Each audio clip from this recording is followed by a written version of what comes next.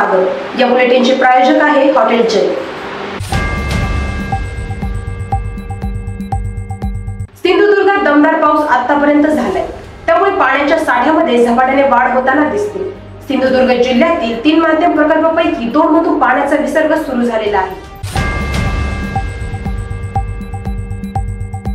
तर जिल्ह्यातील 13 मोठी धरणे जी आहेत ती 100% भरून गेलेली आहेत। आतापर्यंत सिंधुदुर्ग जिल्ह्यात जवळजवळ सरासरी 1500 मिलीमीटर पाऊस झालेला आहे। खरं तर दरवर्षी सिंधुदुर्ग जिल्ह्यात 3000 मिलीमीटर पेक्षा जास्त पाऊस पडतो। यंदा दमदार पाऊस लागलाय, त्यामुळे पाण्याच्या पातळीमध्ये सर्वत्र वाढ झालेली दिसते।